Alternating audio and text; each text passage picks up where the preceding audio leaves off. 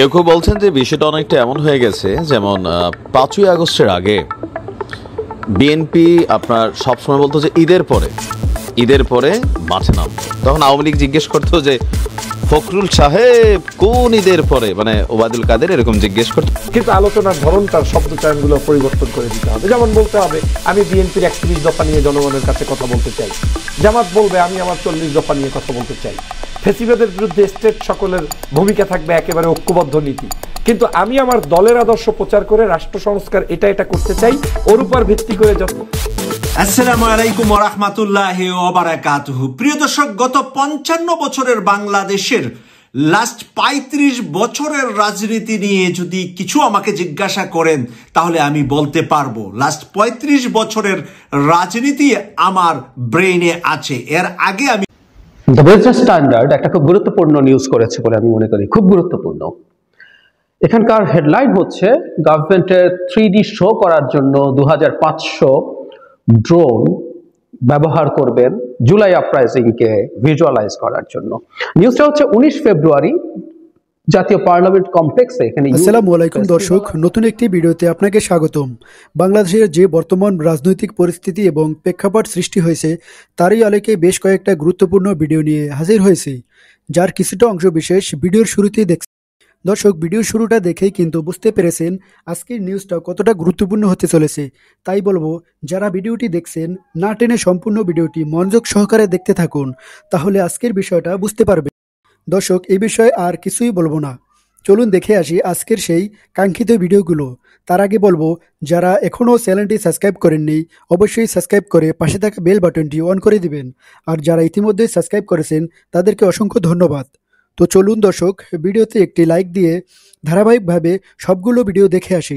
কেউ কেউ বলছেন যে বিষয়টা অনেকটা এমন হয়ে গেছে যেমন 5ই আগস্টের আগে বিএনপি আপনার সবসময় বলতো যে ঈদের পরে মাঠে নামবো। তখন আওয়ামী লীগ জিজ্ঞেস করতো যে ফখরুল সাহেব কোন ঈদের পরে, মানে ওবায়দুল কাদের এরকম জিজ্ঞেস করতো, এটা ট্রোলিং করতো। একটা সময় বিএনপির নেতাকর্মীরাও দলীয় হাইকমান্ডের এরকম বক্তব্যে খুব বেশি গা ভাসাতো না। আপনার মাঠে নামলে রিজভী সাহেব যখন মাঝে মাঝে ডাক দিতেন, সাংবাদিক 20 জন, রিজভী সাহেব আর সাথে 4-5 জন, এরকম ছিল অবস্থান।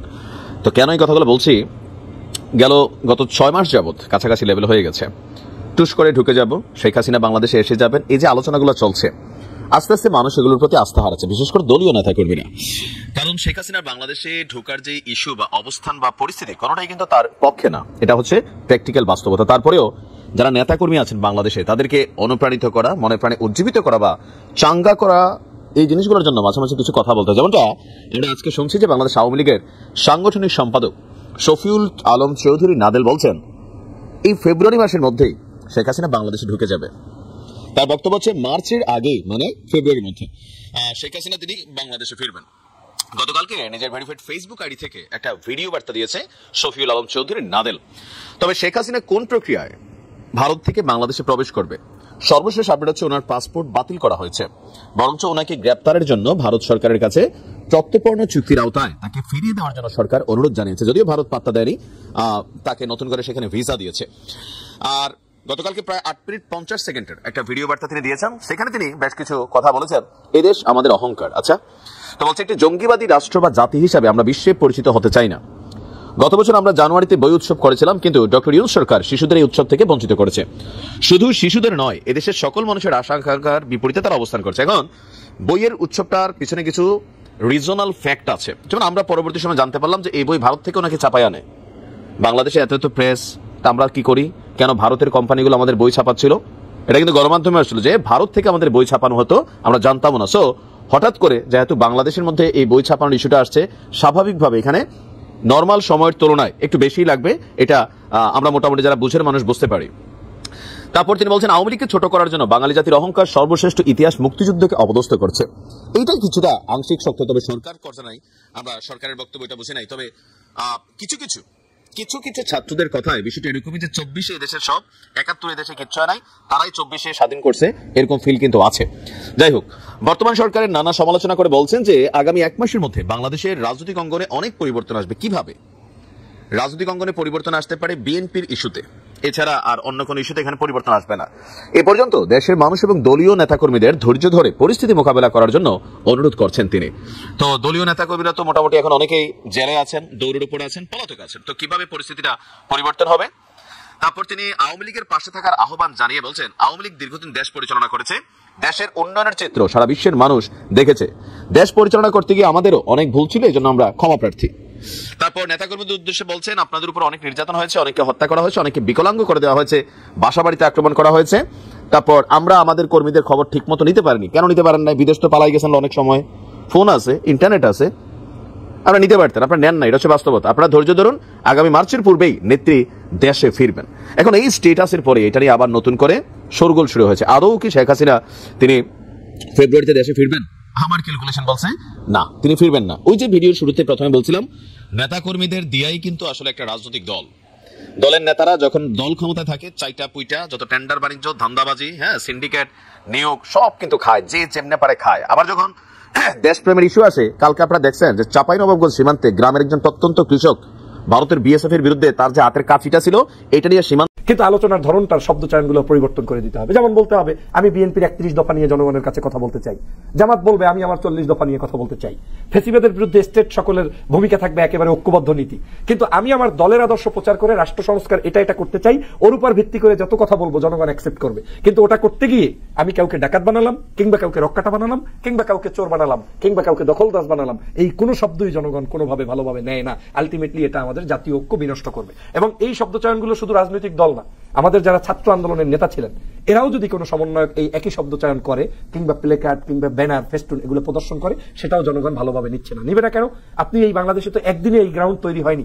শেখ হাসিনার বিদায়টা হয়তো আপনার চোখে বেজেছে 5 তারিখ, কিন্তু এই শেখ হাসিনার বিদায়টার জন্য দীর্ঘ 16 বছর 17 বছরের সংগ্রামী লড়াই কিন্তু এদেশে সবাইকে করতে হয়েছে। ওই চরমনার পীরের দাঁতেও কিন্তু রক্তাক্ত হয়েছে, ঠোঁট ফেটেছে।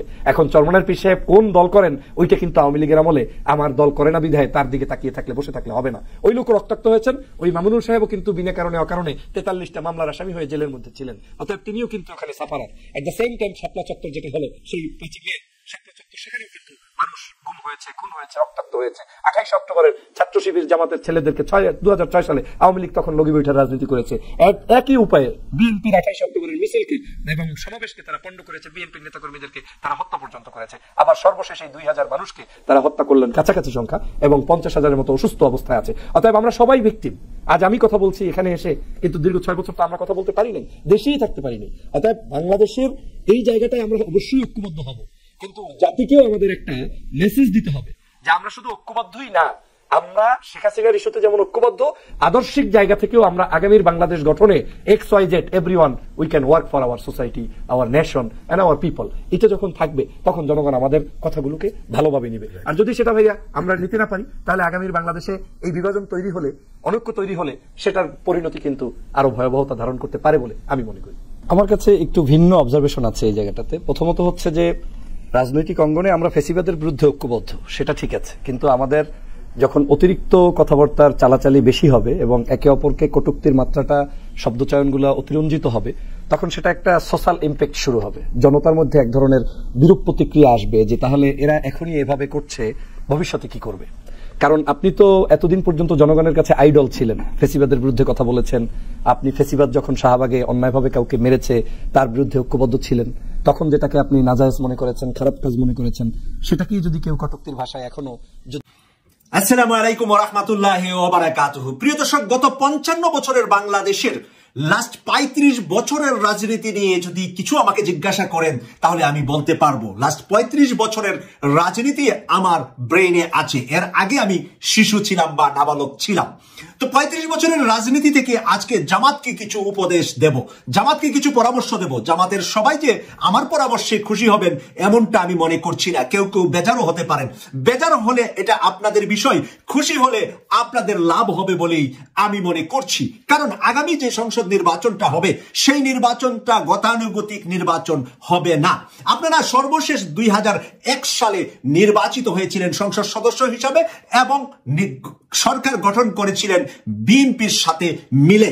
সেই যে 20 দলীয় জোট থেকে সরকারে ছিলেন, এরপরে কিন্তু আপনারা আর সংসদ সদস্য হওয়ার সুযোগ পান নাই বাংলাদেশের সংসদে। যদিও 18 সালে আপনারা বিএনপির সাথে মিলে নিজেদের মার্কা না থাকার কারণে নির্বাচন করেছিলেন, কিন্তু সেখানে আপনাদেরকে তো কোনো আসন দেই নাই, বরঞ্চ বিএনপি মাত্র 6টা আসন পেয়েছিলেন। তো সেই কারণে 2001 আর আজকে হলো 2025, মাঝখানে 24টি বছর চলে গেছে। 24টি বছর বাংলায় আমরা বলে থাকি 2 যুগ সময়। এই 2 যুগ সময়ের ভিতরে বাংলাদেশের মানুষের মাইন্ড কি পরিবর্তন হয়েছে, সেই মাইন্ড পরিবর্তন যদি জামাত না বুঝেন তাহলে কিন্তু আপনাদের ভরাডুবি হবে, আপনাদের প্রাপ্যটা আপনারা পাবেন না। সেই কারণে বর্তমান তরুণ সমাজের, বর্তমান যুগের, বর্তমান তরুণ তরুণীদেরকে মন জোগাড় করার জন্য আপনাদেরকে কিছু ত্যাগ এবং কিছু কাজ করা লাগবে। আপনারা যেই গতানুগতিক ভাবে যদি সেই 25 বছর আগের, সেই 30 বছর আগের, সেই 91 সালে আপনারা যে সংসদ সদস্য হয়েছিলেন, এই জায়গায় যদি বসে থাকেন বর্তমান 24 সাল পার করে 25 সালে পা দিয়ে, তাহলে কিন্তু আপনারা ভুল করবেন। কিরকমটা আমি কয়েকটি উদাহরণ আপনাদেরকে দিচ্ছি। বর্তমান সময়ের তরুণ তরুণীরা চায় যে বাংলাদেশ দ্য বিজনেস স্ট্যান্ডার্ড একটা খুব গুরুত্বপূর্ণ নিউজ করেছে বলে আমি মনে করি, খুব গুরুত্বপূর্ণ।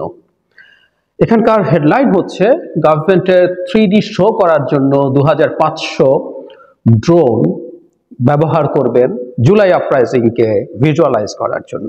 নিউজটা হচ্ছে 19 ফেব্রুয়ারি জাতীয় পার্লামেন্ট কমপ্লেক্সে, এখানে ইউথ ফেস্টিভ্যাল আছে, সেখানে ড্রোন দিয়ে শো করা হবে। আমরা অনেকে হয়তো দেখেছি যে অনেকগুলো ড্রোন মিলে বিভিন্ন রকম স্ট্রাকচার তৈরি করে, অনেক ইমেজ তৈরি করে, সেরকম কিছু একটাই হবে নিশ্চয়ই। এখানে উল্লেখ করা হয়েছে চায়না থেকে এগুলো আনা হবে এবং এতে খরচ করা হবে $5 লাখ, মানে বাংলাদেশি টাকায় এই ড্রোনের দামই পড়ছে 5.5 কোটি টাকা বা 6 কোটি টাকার মতো। মিস্টার মুস্তাফা সরওয়ার ফারুকি, আমাদের কালচারাল অ্যাডভাইজার, তিনি চাইনিজ অ্যাম্বাসেডারদের সাথে অলরেডি নিয়ে বৈঠক করেছেন, তারা সাপোর্ট দিবেন, তাদের লোকজন আসছে, তাদের লোকজন এসে এগুলো দেখাশোনা করে যাবেন, এই ধরনের খবরাখবর এখানে আছে। ড্রোন শো হবে 3D জুলাই আপরাইজিংকে শোকেস করার জন্য, স্পেকটাকল দেখানো তারা করে। আসলে আমার মনে পড়লো রোমান এম্পায়ারের কথা। আসবো সে জায়গায়, তার আগে যদি বলি মানে কোন প্রেক্ষাপটে বসে আমরা এই কাজগুলো করছি। এই কয়েকদিন আগে আমাদের চিফ অ্যাডভাইজারকে যখন ইন্টারভিউ করছিলেন নুরুল কবির, সেখানে এই যে আহত যারা নিহত, তাদের পরিবারের যে সাহায্যের কথা, সেগুলো আজও পৌঁছেনি এবং সেক্ষেত্রে তার ব্যর্থতা তিনি স্বীকার করছেন। ফিনান্সিয়াল ক্রাইসিসের কথা আছে আমাদের বহু জায়গায়। এখন শেখ হাসিনা যে অর্থনৈতিক তীব্র সংকট তৈরি করে গেছেন বহু জায়গায়, এখানে আমাদের অর্থের সুরক্ষা বা সাশ্রয় করা দরকার। সব এই রকম প্রেক্ষাপটে দাঁড়িয়ে আমরা 6 কোটি টাকা শুধু ড্রোনের ক্ষেত্রে, আরো অনেক খরচ কি আছে সেটা তো আছেই, শুধু ড্রোন কেনার ক্ষেত্রেই এই খরচটা হবে, সেটা আমরা করতে যাচ্ছি। সংস্কৃতি মন্ত্রণালয়ের দায়িত্ব এটার সাথে কি আছে আমি আসলে জানি না, কিন্তু একটা কথা আমি গুরুত্ব দিতে চাই। কেউ যদি মনে করে যে আমরা এই ধরনের কিছুই করবো না, এটা ভুল। আবার যেমন সংস্কৃতি মন্ত্রণালয়ের পক্ষ থেকে কিছু পদক্ষেপ নেওয়া উচিত মনে করি আমরা, যেটা আমাদের এই জুলাই আপরাইজিংকে খুব ভালোভাবে ডকুমেন্ট করবে। এটা ভিত্তিক গান হওয়া উচিত, কবিতা লেখা হওয়া উচিত, এটা ভিত্তিক সিনেমা তৈরি হওয়া উচিত, ইন বোথ ফর্মস, ডকুমেন্টারি এবং ফিকশন ফিল্ম তৈরি হওয়া দরকার, যেগুলো আমাদেরকে বহুদিন বাঁচিয়ে রাখবে। সো ওই রকম কোনো কাজের পেছনে রাষ্ট্রীয় খরচ, রাষ্ট্র যদি সেই ক্ষেত্রে কিছু পেট্রোনাইজও করে, সেটার খুবই দীর্ঘমেয়াদী একটা গুরুত্বপূর্ণ প্রভাব আছে। সবগুলো ভিডিওই মনোযোগ অনেকেই কিন্তু বলছিলাম। সেই সাথে দর্শক, এই ভিডিওগুলো সম্পর্কিত যদি কোনো তথ্য এবং মতামত থাকে তাহলে কমেন্টে জানাবেন। এতক্ষণ সাথে থাকার জন্য ধন্যবাদ। আজকের মতোই এ পর্যন্তই। আল্লাহ হাফেজ।